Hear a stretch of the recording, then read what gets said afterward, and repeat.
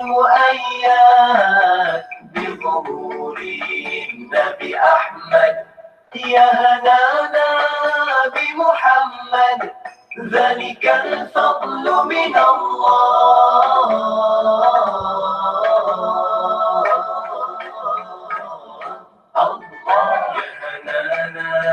يا هنانا يا هنانا يا هنانا يا هنانا يا هنانا يا هنانا يا هنانا صلوا على خير الأنام المصطفى بدر التمام صلوا عليه وسلموا يشفع لنا يوم الزحام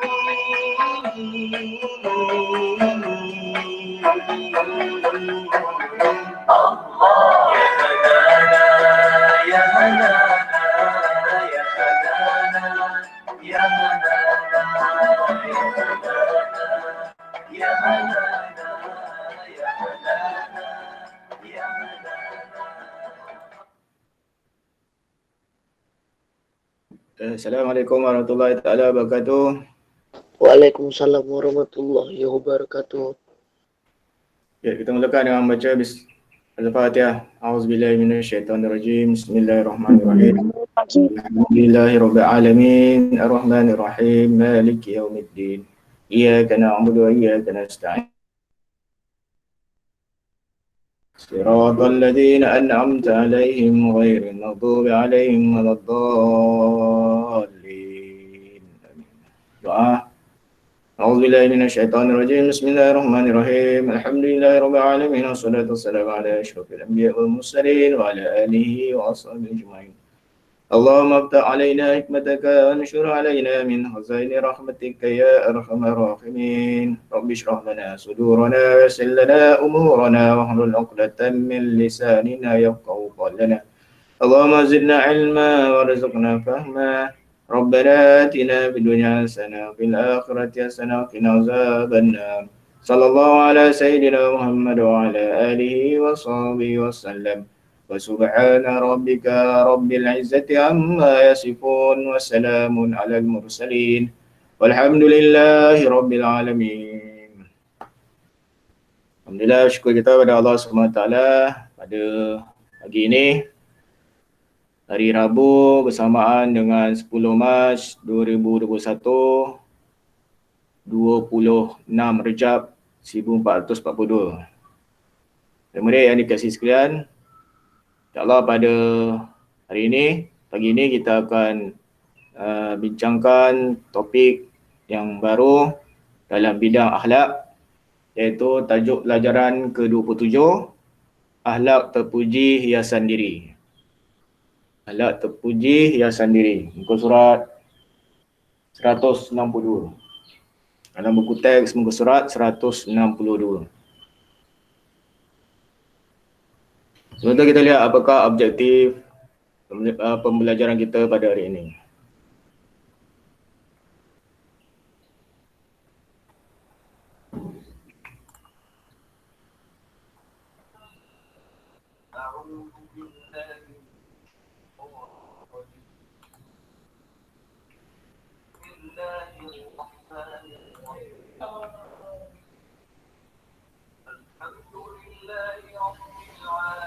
Okay. Tujuan ataupun objektif pembelajaran kita pada hari ini iaitu yang pertama, dapat menyatakan maksud akhlak. Dapat menyatakan maksud akhlak. Apa yang dimaksudkan dengan akhlak tu. Kemudian dapat menjelaskan maksud akhlak mahmudah dan contoh serta mengamalkannya. Apa yang dimaksudkan dengan akhlak mahmudah? Apakah contohnya? Kemudian yang ketiga, dapat menyatakan dalil ayat Quran atau hadis yang berkaitan dengan akhlak yang mulia. Yang keempat, menjelaskan maksud akhlak mazmumah. Akhlak mazmumah ni apa? Dan contohnya apa? Kemudian tujuan memelihara akhlak dan menguraikan implikasi tidak memelihara akhlak dalam kehidupan. Yang penting sekali, kamu dapat mengamalkan akhlak mahmudah dalam kehidupan dan menjadi akhlak mazmumah secara beradab dan istiqamah. Itu yang kena diamalkan setelah kita belajar tentang akhlak ni. Baik, balik kepada buku teks.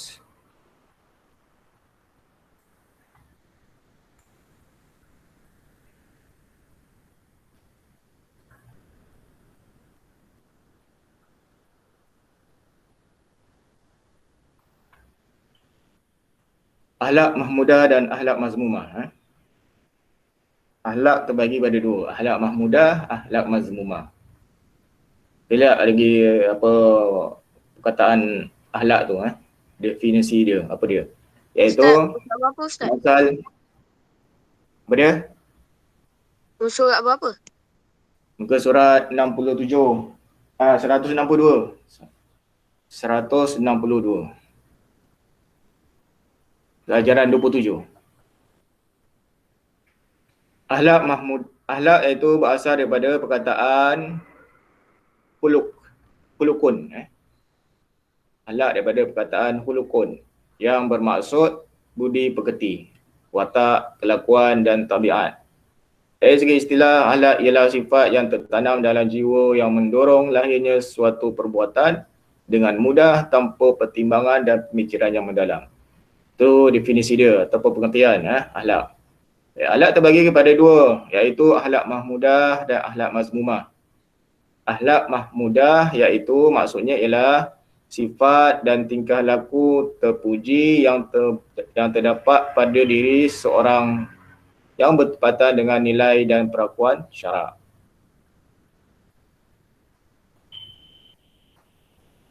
Akhlak mazmumah pula ialah sifat dan tingkah laku keji yang terdapat pada diri seorang yang berlawanan dengan nilai dan perakuan syarak.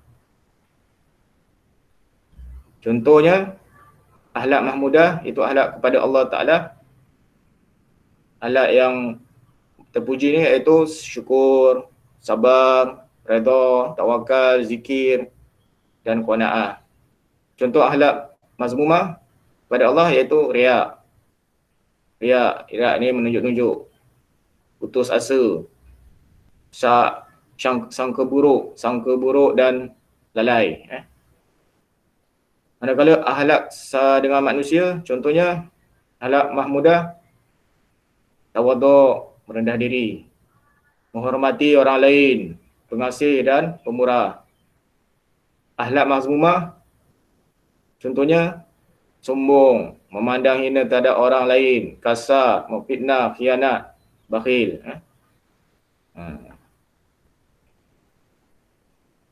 Jadi pembagian akhlak adalah akhlak kepada Allah. Dia ada 4. Akhlak kepada Allah, akhlak dengan manusia, akhlak dengan haiwan, akhlak dengan alam sekitar. Kehidupan kita ni tak lari daripada bahagian ni, 4 bahagian. Kita sama Allah, hubungan kita dengan Allah, hubungan kita sama manusia, hubungan kita dengan haiwan, hubungan kita dengan alam sekitar. Kehidupan kita di atas muka bumi ni tak lari daripada 4 perkara ni. Yang pertama, hubungan kita dengan Allah Ta'ala kena jaga. Hubungan kita sama manusia pun kena baik. Begitu juga dengan haiwan dan alam sekitar. Baik, kita lihat seterusnya muka surat 163. Kelebihan berakhlak. Orang yang berakhlak mahmudah mendapat kedudukan yang tinggi dan mulia di sisi Allah SWT. Kemuliaan ini dijelaskan oleh Rasulullah sallallahu alaihi wasallam dalam hadis yang berikut. An Abi Hurairah radhiyallahu anhu qala Rasulullah sallallahu alaihi wasallam akmalul mu'minina imanan ahsanuhum khuluqa. Abu Hurairah radhiyallahu anhu menyatakan bahawa Rasulullah sallallahu alaihi wasallam bersabda, orang mukmin yang paling sempurna imannya ialah orang yang paling baik akhlaknya. Dan yang paling baik akhlaknya itulah orang mukmin yang sempurna. Rasulullah kata. Satu lagi hadis, an Abi Darda anin Nabi sallallahu alaihi wasallam qol ma min syai'in asqalu fil mizan min husnil khuluq. Abu Darda radhiyallahu anhu meriwayatkan bahawa Rasulullah sallallahu alaihi wasallam bersabda, tidak ada sesuatu yang lebih berat dalam timbangan di akhirat daripada keelokan akhlak. Rasulullah kata lagi, besok dekat akhirat amal kita akan ditimbang. Akan ditimbang. Jadi orang yang akhlaknya elok, akhlaknya mulia akan memberatkan timbangan amalan dia. Anas bin Malik radhiyallahu anhu berkata, aku berkhidmat dengan Nabi SAW selama 10 tahun. Baginda tidak pernah berkata kepadaku, oh, kenapa kamu buat begini? Dan tidak pernah berkata, kenapa kamu tidak buat begini? Daripada cerita Anas bin Malik ini, sahabat Rasulullah SAW, dia beritahu bahawasanya Rasulullah tak pernah pun meremeh-remehkan kerja yang dia buat. Baliknya Rasulullah menyanjung ataupun memuji apa juga perbuatan sahabat-sahabatnya. Rasulullah tak pernah komplain lah kan. Rasulullah SAW bersabda lagi, sebagaimana yang diriwayatkan oleh Jabir radhiyallahu anhu, inna min ahabbikum ilayya wa aqrabikum minni majlisan yaumal qiyamah ahasinakum akhlaqa. Sesungguhnya orang yang paling aku cintai dalam kalangan kamu dan paling dekat kedudukannya denganku pada hari akhirat ialah orang yang paling baik akhlaknya. Orang yang paling baik akhlaknya dialah orang yang kedudukannya dekat hampir dengan Rasulullah sallallahu alaihi wasallam. Seterusnya kita lihat muka surat seterusnya 194.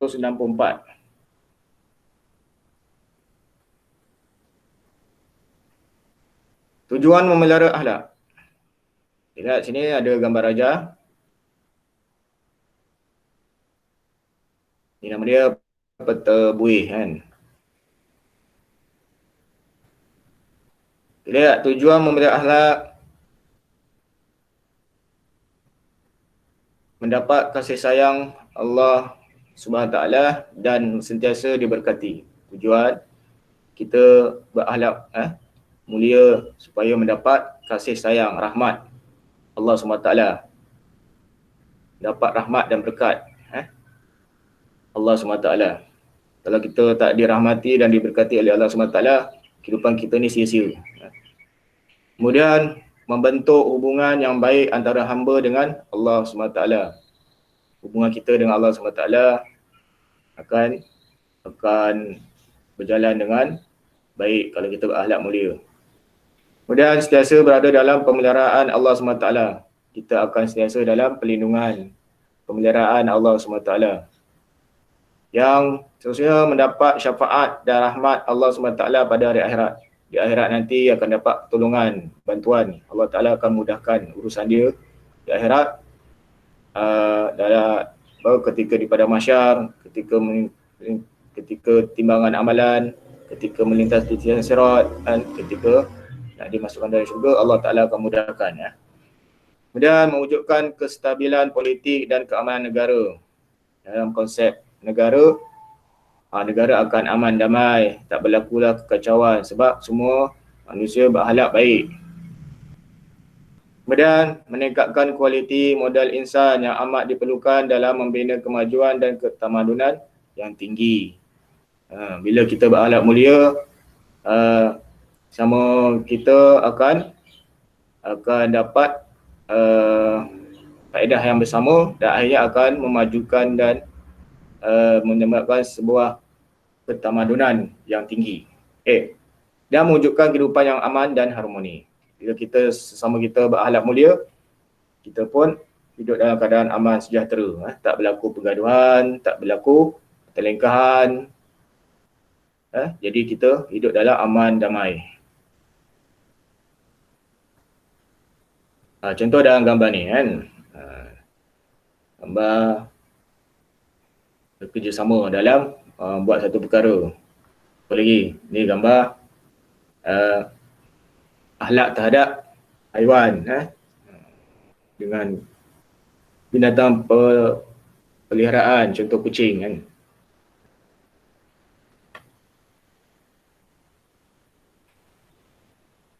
Ke surat 165.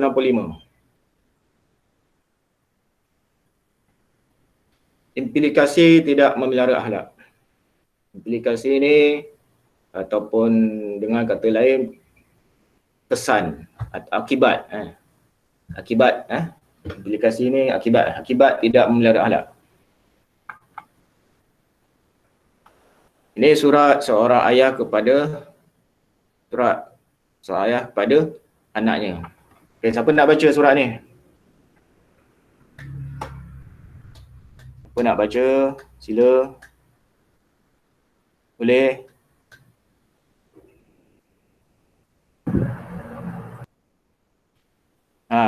Sila. Siapa nak baca angkat tangan? Siapa boleh baca tu? Surat seorang ayah kepada anaknya. Apa pesanan ayah dia kepada anaknya? Muhammad Aris. Boleh Muhammad Aris? Baca? Boleh. Baca. Wahai anakku yang tercinta, ingatlah pesanan ayah ini. Berakhlaklah dengan akhlak yang mulia. Hiasilah dirimu dengan akhlak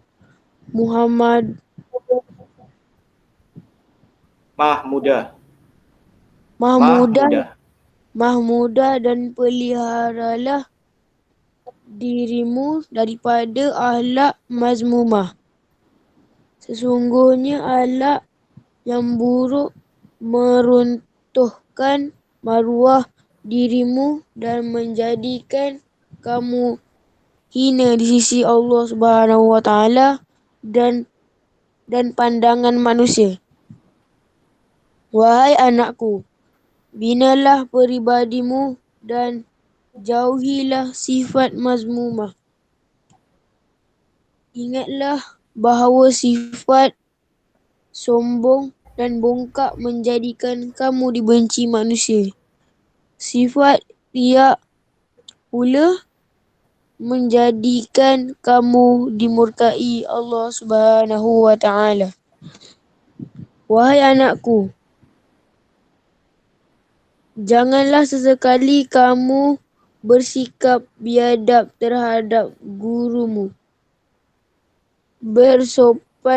Bersopanlah dengan guru kerana amalan ini kunci keberkatan ilmu yang engkau pelajari. Wahai anakku, hiasilah dirimu dengan sifat amanah, sabar dan bertanggungjawab. Dengan ini, pastikan kamu dihormati, disayangi dan dicontohi serta dapat memimpin orang ke jalan yang benar. Ingatlah pesanan ini wahai anakku. Ayahmu, Haji Zaki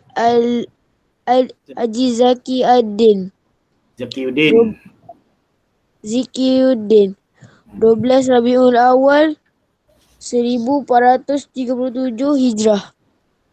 Terus, terima kasih. Baik, ini adalah surat seorang ayah kepada anaknya kan. Daripada surat ni terdapat beberapa pesanan ayah dia kepada anaknya, iaitu ayahnya berpesan supaya hindari diri daripada sifat-sifat mazmumah, sifat-sifat yang tercela, sifat-sifat yang keji seperti sombong, bongkak, riak, bersikap biadab terhadap guru. Kemudian ayahnya beri pesanan supaya anaknya bersifat dengan sifat-sifat akhlak mahmudah, hormati guru, sopan terhadap guru, amanah, sabar, tanggungjawab. Itu adalah contoh pesanan seorang ayah kepada anaknya berkaitan dengan akhlak mahmudah dan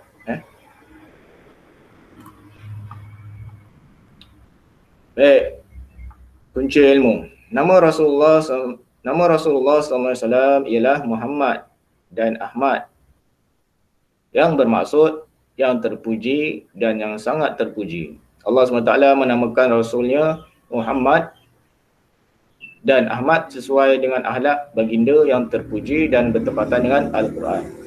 Jadi nama baginda Nabi Nabi Muhammad SAW bertepatan dengan akhlak baginda. Muhammad yang terpuji, Ahmad yang sangat terpuji. Maksudnya terpuji sebab akhlak baginda Nabi yang mulia. Kita lihat seterusnya. Kita lihat pada aktiviti. Okay, sekarang ni ada nak tanya sebelum kita masuk kepada aktiviti. Kita tanya dengan akhlak. Faham Kita lihat apa aktiviti ni? Teka silang kata. Lengkapkan teka silang kata berikut. Ini secara lisan je, siapa boleh jawab. Pertama, lain di luar, lain di dalam. Satu melintang. Ni, siapa boleh jawab? Lain di luar, lain di dalam.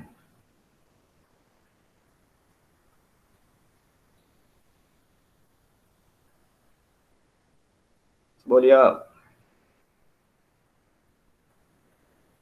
Ataupun kamu fikir dulu. Okey. Yang keempat, yang kedua, yang ke satu ke bawah, menegak. Kerananya iblis bermusuhan dengan Nabi Adam AS sehingga kiamat. Apa? Siapa boleh jawab nanti bagi tahu. Yang kedua, penawar segala sengketa. Dua, menegak. Tiga, sifat utama para Nabi. Empat, akhlak terpuji meninggalkan apa yang terpuji. Okey, siapa boleh jawab? Ada 5 soalan ni, siapa boleh jawab? Mana-mana lah. Kat tangan. Siapa boleh jawab?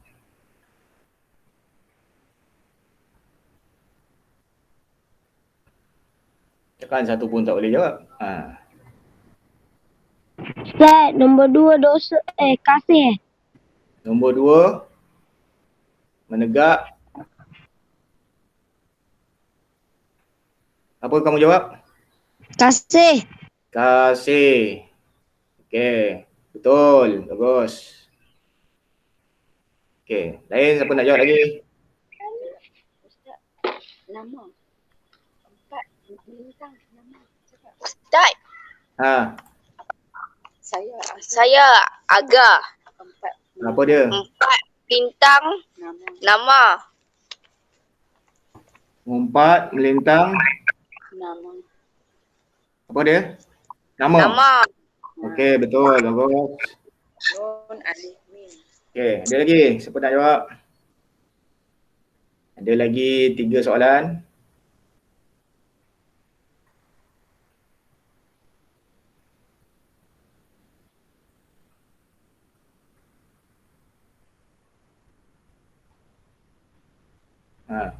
Siapa boleh jawab dia? 3 soalan lagi ni. 3 soalan lagi. Kosong. Apa ni? Satu penegak ni apa ni? Kerananya iblis bermusuhan dengan Nabi Adam AS sehingga kiamat. Apa?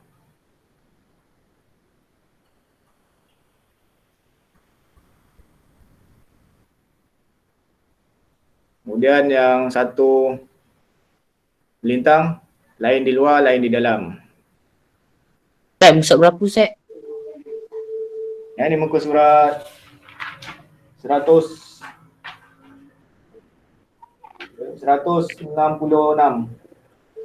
Surat 166. Ada 3 soalan lagi. Soalan 1 menegak, melintang dengan soalan nombor 3.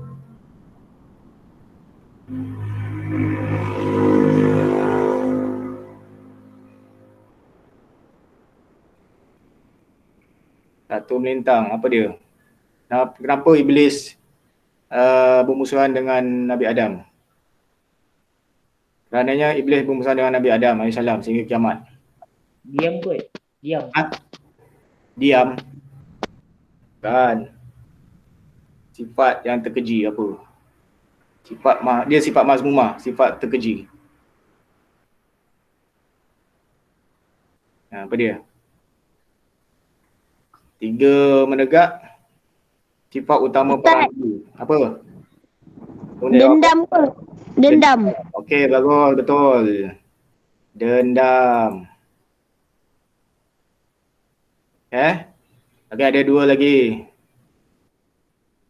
2 lagi. Satu melintang, lain di luar, lain di dalam.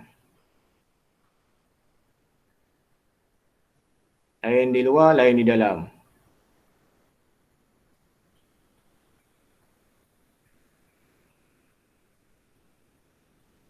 Kemudian 3 menegak sifat utama para nabi. Apa dia?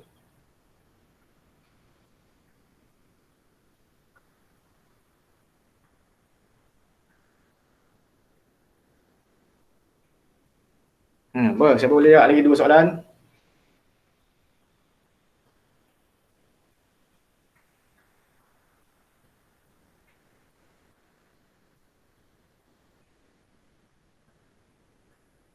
Okey, tak apa.